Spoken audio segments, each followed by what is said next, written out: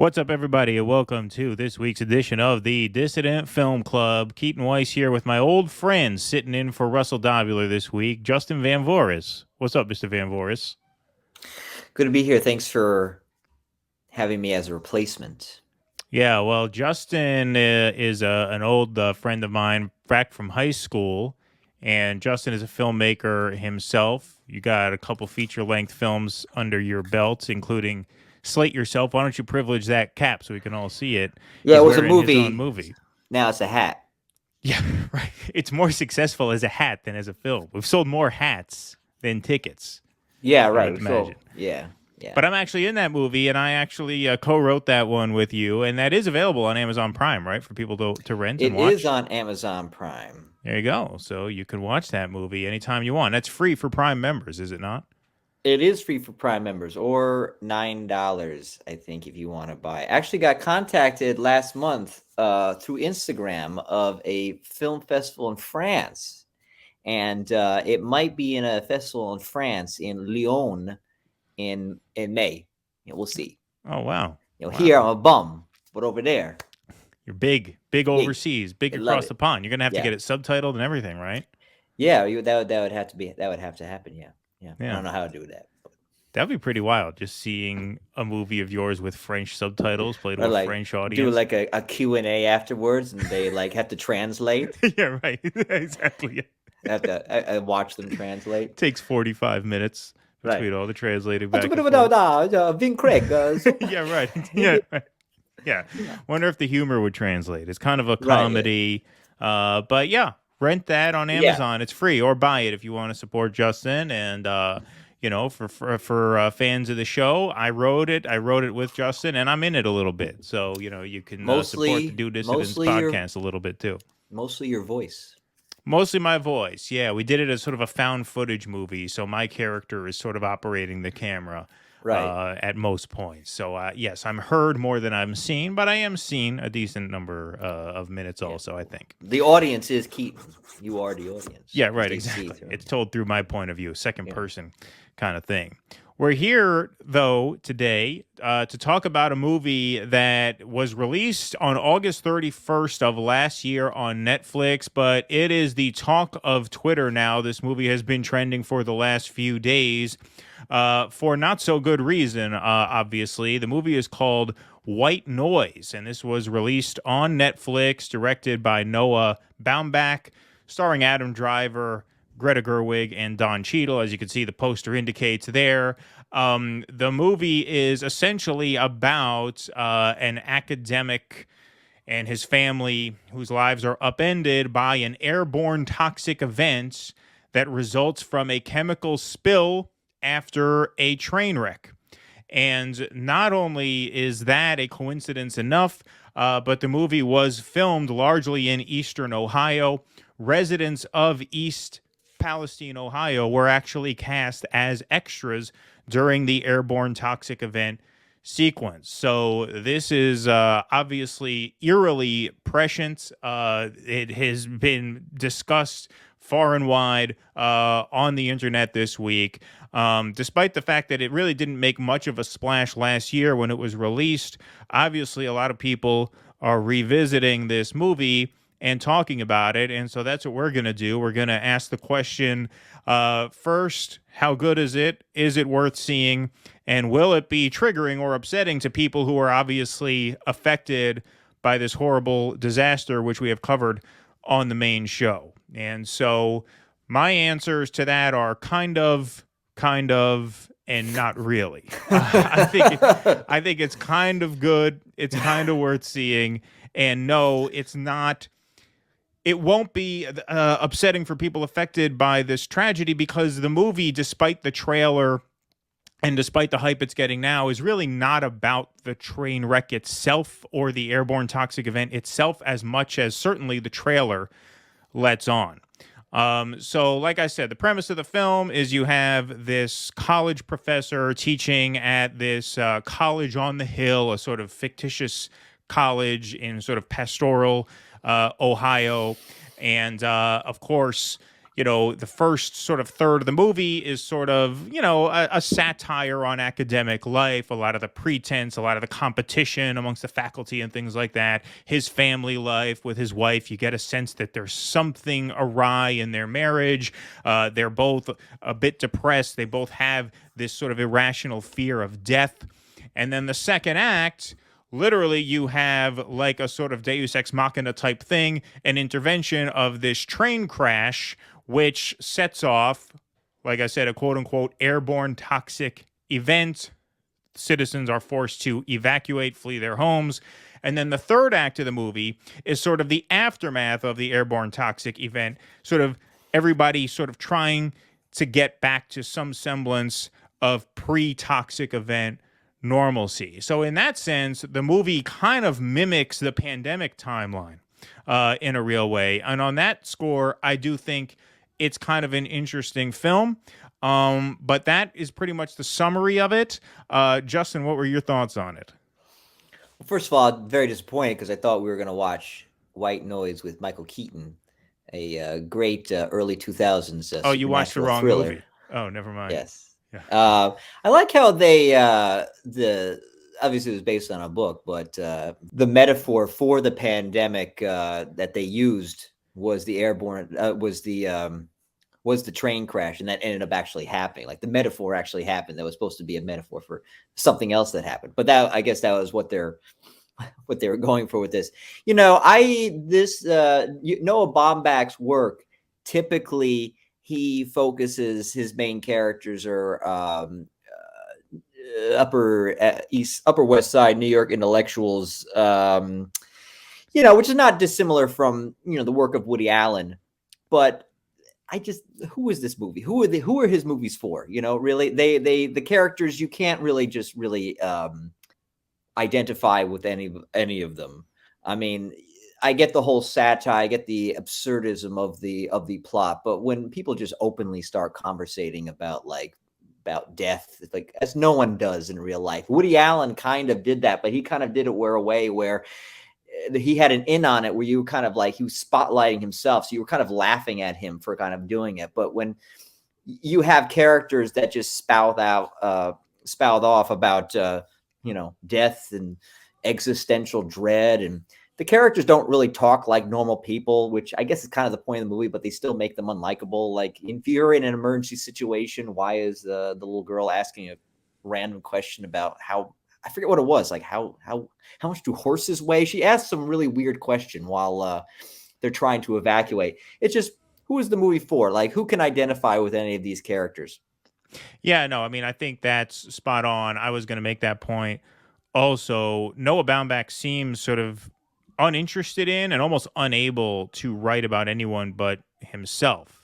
Mm-hmm. His previous films include Marriage Story, most recently, which I did not see. You said you saw that one. I liked, that was on the nose that I was almost uninterested in it. Yeah. Like, Adam Driver, who's in that movie, also plays a filmmaker who, starts ranting to his wife, when I was at the top of my game, I could have fucked any woman I want, and I wanted to fuck them all. And it's like, Jesus Christ, man. Well, like, you need some therapy. Like, I'm not interested in this. This is too much. This breaks the fourth wall too much. He gets the MacArthur Genius Grant in that movie.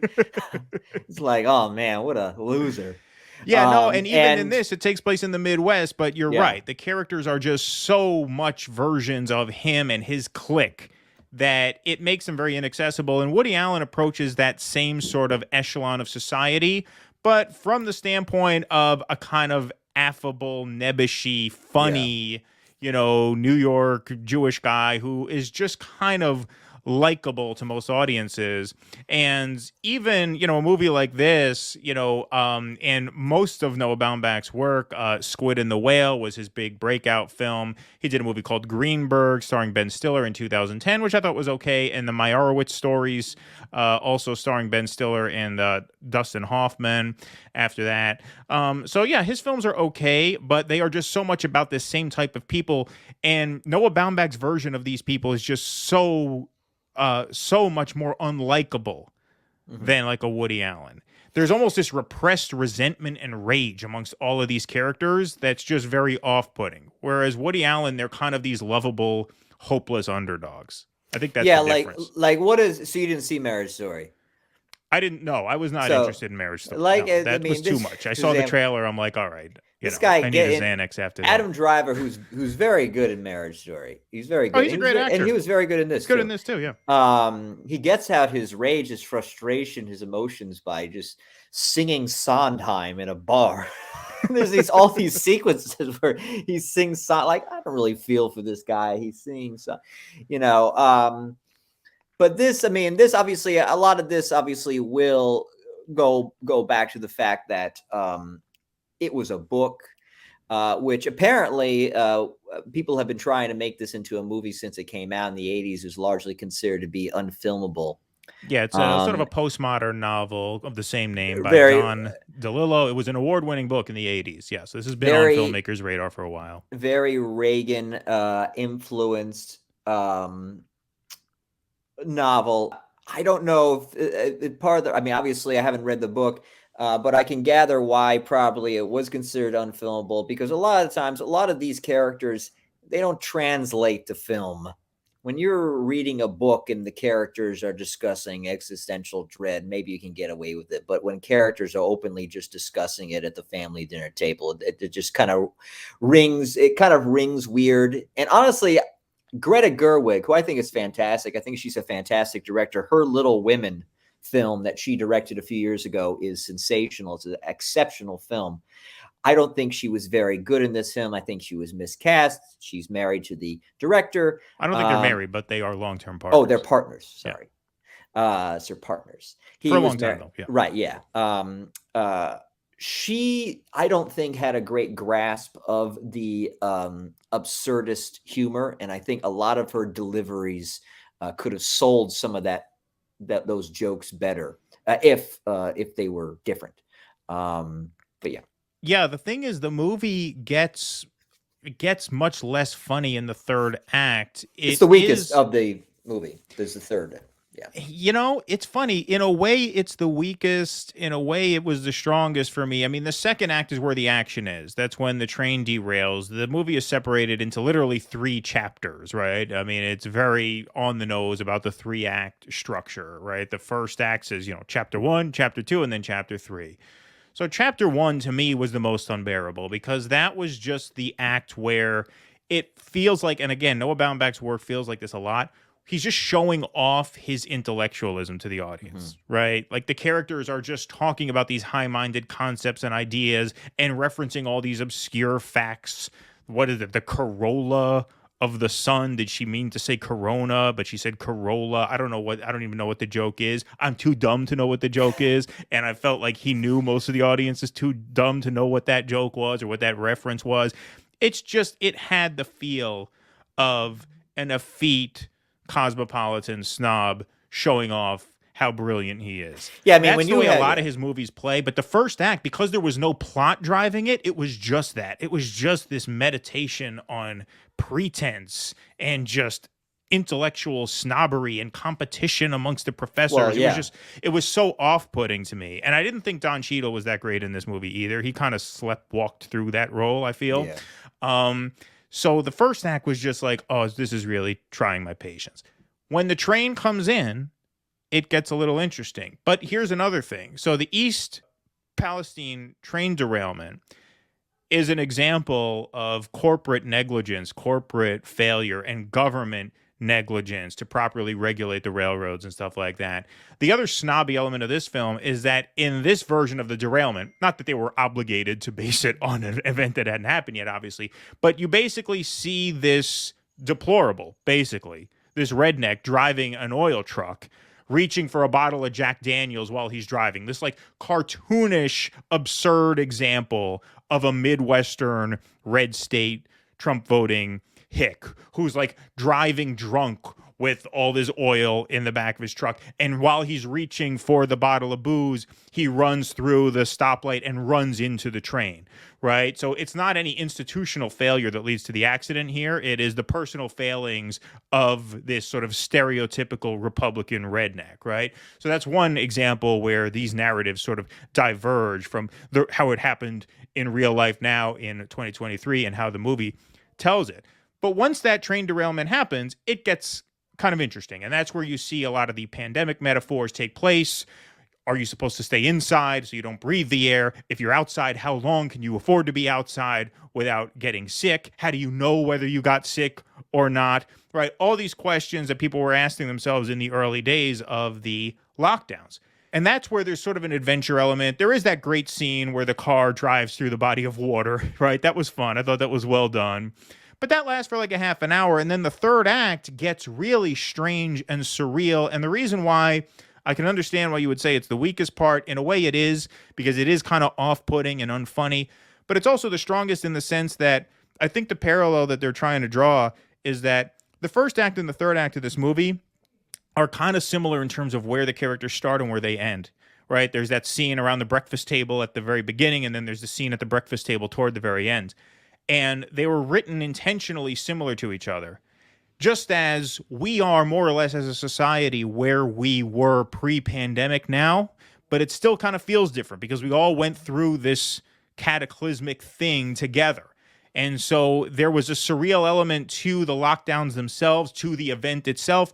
But then there's also kind of this struggle to put back together our sense of reality after it has, at least for the most part, passed in terms of dictating how we live moment to moment. So I think that's what he was kind of going for there. And in a way, it worked because I got what he was trying to communicate.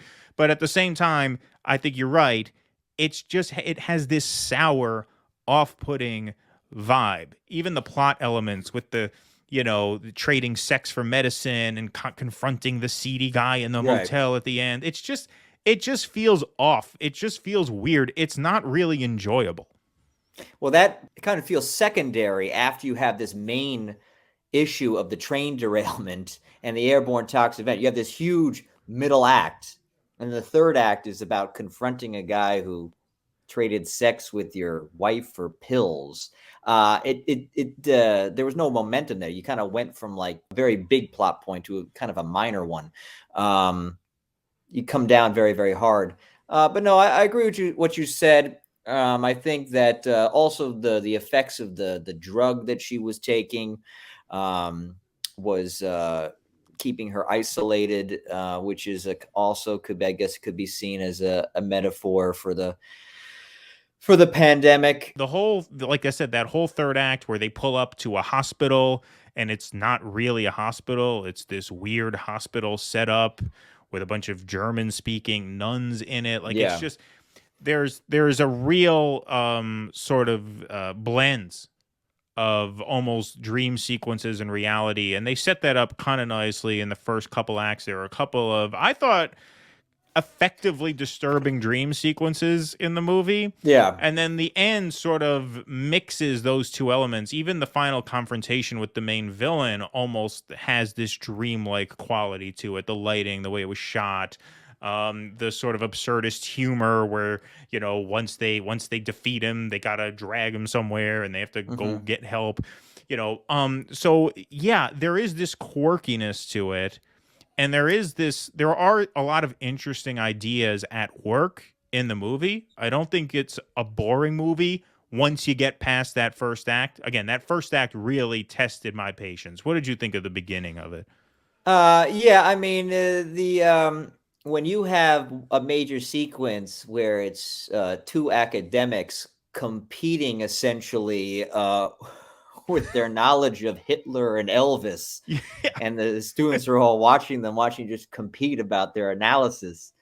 I mean, you're really reaching. But again, this is all comes from a book from 1984. So, I don't know. Again, it might translate better to the page. But, it's interesting. It's like weird. It's actually a pretty visual movie. It's like Woody Allen meets Tim Burton.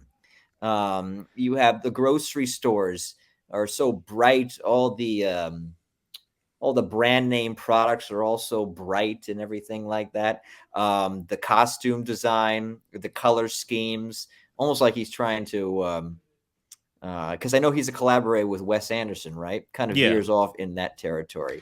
Yeah, especially that end scene in the grocery store. There's a big musical number in the supermarket, which is how it ends. And yes, I mean, that there are certain, especially the framing, the use of color and light kind of mimics Wes Anderson a bit.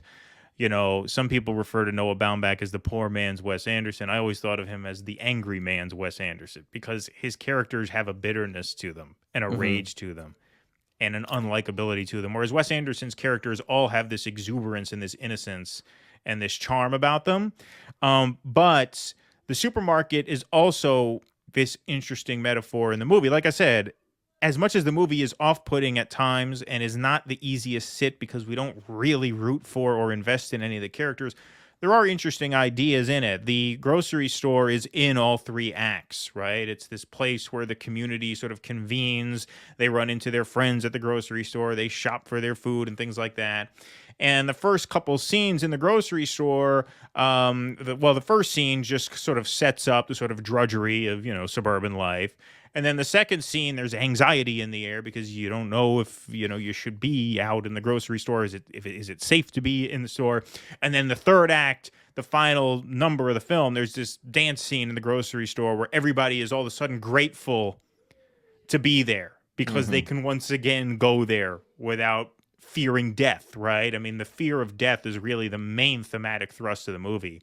And the way characters relate to such a mundane everyday location as a grocery store sort of mimics how, many people handled life pre-COVID versus post-COVID. And so I thought that, that was an interesting metaphor. I thought there were interesting ideas at work here, and I think it was an interesting choice to adapt this novel post-pandemic because that's obviously the metaphor that he was going for. Now, of course, there are, conspiracy theories because they cast extras from this town in Ohio where the very sort of train derailment happened that drove the plot of this film. But that's true? There are what's conspiracy theories? Well, there were just people saying that because they ran, sort of simulated evacuations for the movie, because a lot of the residents of East Palestine, Ohio, were cast as extras for the evacuation scenes. So, you got, people saying it was a rehearsal for the event, Interesting. Of course. Well, that was another weird scene where he goes there and it's actually, they said this is not an evacuation, it's a simulation of evacuation. No, just kind of bizarre element. I did find that the character next to him, when he's told that he could die in 30 years maybe because he was exposed, the character next to him is people are coming up and they're like, no, you're gonna live a long life, you're gonna be fine, you're just congratulations. I thought that was pretty funny. But yeah, sorry. Yeah, I didn't know that there was a actual conspiracy theory about that. Well, I mean, I don't know how widespread it is, but, when you're online all the time researching the, political show deep in the bowels of Twitter and social media, you'll uncover these things. But I mean, look, it is eerie. I mean, the coincidence is eerie. I'm not going to lie. But in this case, no, I don't believe that there is any relationship between fact and fiction that is particularly insidious in this case. Well, one thing that I noticed that maybe ties into a possible conspiracy theory is that, so I looked at this movie's budget versus what it made. So this is a Netflix movie. It was released theatrically for I think maybe 2 weeks in November. As they often do with Netflix. They send these movies out to kind of niche theaters like an Alamo Drafthouse that people go to, and those are the theaters they think they will actually make money from. And it made $34,000, which is not a lot of money, but for, that makes sense for being in theaters only a couple weeks at a very minimal amount of theaters. The budget for this movie was $100 million. Now, does that movie... Did anything about that movie say that this cost $100 million? So maybe it cost $20 million and they took 80 and they used the 80 million to pay off who caused the exactly train derailment. That's what we want to hear. Right. I mean, not only is it that's a stunning number. That's a stunning number because not only does it not look like $100 million movie, it also does not strike you as the kind of movie that could be expected to recoup that investment, right? Yeah. Well, this is clearly a movie for a niche audience. This is not a mass marketable movie whatsoever. I mean, it's a prestige picture. I mean, studios make prestige pictures all the time. They make movies. Yeah, but $100 million is a lot. Well, Babylon cost $100 million, and I think that was the biggest bomb of last year. They make these movies knowing that they will Yeah, but bring. Babylon is a star-studded movie. You got Margot Robbie, you got Brad Pitt, it's Damien Yeah, Chazelle. You know, you got a real winner there. La La Land did extremely well. Whiplash was a big hit. What does Noah Baumbach did that could say, oh yeah, he's capable of directing a film that's going to make $200 million is ridiculous. he wrote Madagascar 3. I stand corrected. I'm sorry. Well, actually, I'll have you know, wrote But no, Madagascar 3. they make these movies. They actually know that the movie is actually not going to make any money. They just make them just so they could. It's mostly it's awards kind of thing. But this kind of did nothing. Didn't really do any. Didn't really make any waves. Any besides an actual crash. Didn't make any waves either critically or with the audience. I think it was just kind of just considered to just be fine, which is Yeah, I what I think mean, it is. It's fine. yeah. I mean, it's barely fine, I'd say. It just veers too far into absurdist territory. It abandons any sort of sense of coherence. And if you're going to do that, you have to have something anchoring the film, like a great character who we care about or a great performance that Yeah. we're invested in. And to me, this movie just didn't have enough going for it to overcome what it had going against it. Again, it's on Netflix. So if you have a Netflix subscription and you're curious to see it in light of recent events, yeah, okay, fine. Maybe turn it on, give it a chance. Yeah, I don't seriously, think you're going to watch it get much out of it, because though. he's got to watch it because $100 million budget and the Upper West Side is only so big, not Yeah. once they watch it, Right, that's it. It's then all over. But yeah, anyway, that's the verdict on White Noise. Give this maybe 2 to 2.5 stars out of 4 if I were doing this professionally. If you have a Netflix subscription, give it a shot. You got nothing to lose, but not much to gain either. And it's not as much. It's not as much about the train events as it suggests. Like the trailer kind of sells this as well, of this like course, adventure comedy kind of of. You course. know what I Well, mean? that's And of it course turns how out they're that's going to like a sell the half movie. hour of the 2 hour and 20-minute Yeah, runtime. It's yeah, mostly this sort of existential psychodrama. I wouldn't even call most of it a comedy. Most of the time, I don't even think it's even trying to be funny. yeah, It's just this sort of existential postmodern drama that doesn't really go anywhere, kind of by design. Like I said, I understand the parallels they were trying to draw between the first and the third act. I get it. I get what they were going for. I guess it was executed fairly well, but ultimately, as an audience member, there's just not enough to invest in, and the yeah. characters are just they're nothing to root for. Yeah, no. Well, that of course that's how they sell it because that's the main thing of the book. But when the trajectory of the movie just heads towards that whole selling goods for sex thing and confronting him, that's a problem. But if you want to know what Upper West Side intellectuals are going through, Yeah, right. Well, put it that's on. really what it is. I mean, yes, the fact that she is sort of roped into this sort of shady scheme between herself and the, either engineer or supplier of this new experimental drug, like yes, from a plot standpoint, that's what it's technically about. I think thematically what they're going for, and they do so with a fair amount of success, is again that parallel between pandemic and post-pandemic life, the adjustment to that, how the Mm-hmm. adjustment to that was just this weird mind fuck for a lot of people.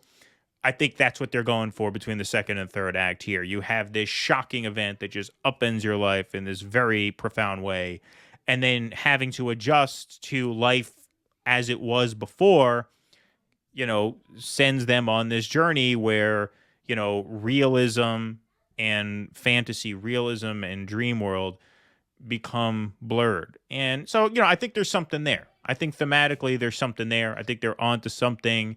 Like I said, there's just not enough as an audience member to really latch onto. You need a Yeah, real yeah. it needed a strong hero character. We needed to really invest in the relationship between the husband and the wife. We needed to really root for them to work this out and pull through it. We didn't. And so ultimately, it's just this like philosophical intellectual exercise that comes and goes. It's interesting for a while, but it doesn't stick with you long after. Agreed. Watch Michael Keaton, White Noise from 2003. Far better. Ghosts. G- goes much better with a popcorn and a large 7 Up. Yeah.